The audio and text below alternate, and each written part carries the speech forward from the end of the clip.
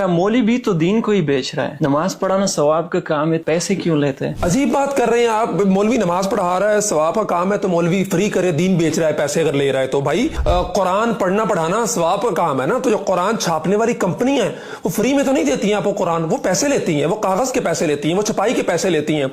हज करना सवाब का काम है, फर्ज है। ट्रैवल एजेंसियां आपको मुफ्त में तो हज पे नहीं भेज देती, वो पैसे लेती हैं ना आपसे। जहाज वाले पैसे लेते हैं आपसे। मस्जिदें बनाई जाती हैं, अंदर नमाज होती है, कुरान पढ़ा जाता है, सारे नेकी के काम होते हैं। लेकिन मिस्त्री मस्जिद बनाने के पैसे लेता है, मस्जिद में लगने वाली सीमेंट के आप पैसे देते हैं, सरिये के पैसे देते हैं, मजदूरों को आप पैसे देते हैं। शादी आधा ईमान है, निकाह सुन्नत है, दीन का हिस्सा है। लेकिन बेद छुआरों से लेके, कपड़ों से लेके, कैटरिंग वालों से लेके, शादी हाल वालों पे लाखों रुपए आप लुटा देते हैं। लेकिन अगर मौलवी को 5,000 रुपया, 10,000 रुपया, निकाह जिसने पढ़ाना है, आपके इस रिश्ते को हलाल करना है, अगर आपको देने पड़ जाए तो आपको मौत पड़ जाती है। अजीब बात कर रहे हैं आप। मौलवी हमारी नजरियाती सरहदों का मुहाफिज है, हमारे ईमान की फिक्र कर रहा है, हमारे दीन की फिक्र कर रहा है, तो उसका जो टाइम वो दे रहा है दीन के लिए, मस्जिद के लिए, पाबंद होकर बैठा है आपकी नमाज पढ़ाने के लिए, जनाजे पढ़ाने के लिए, आपके साथ दीनी मामलात के अंदर तावन करने के लिए, तो उसका नफा पूरा करना भी आपकी जिम्मेदारी है।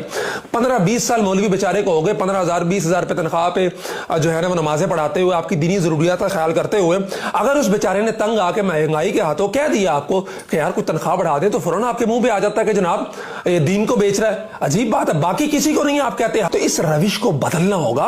वो अपनी सर्विसेज दे रहा है, वो टाइम दे रहा है, वो आपके लिए पाबंद होकर बैठा हुआ है, तो इसलिए उसकी जरूरियात का ख्याल रखना है आपकी जिम्मेदारी। आप ये नहीं कह सकते कि वो दीन को बेच रहा है। अगर मौलवी दीन को बेच रहा है तो फिर हज सर्विसेज वाले दीन को बेच रहे हैं, फिर मस्जिद में बनाने वाले दीन को बेच रहे हैं, फिर वापडा वाले दीन को बेच रहे हैं जो मस्जिद में बिजली दे रहे हैं, फ्री दे ना, दीन का काम हो रहा है, वहां पे नमाजें पढ़ी जा रही हैं, वहां पे तो बच्चे कुरान पढ़ रहे हैं, मदारिस की बिजली फ्री कर दें आप, फिर वापडा दीन को नहीं बेच रहा।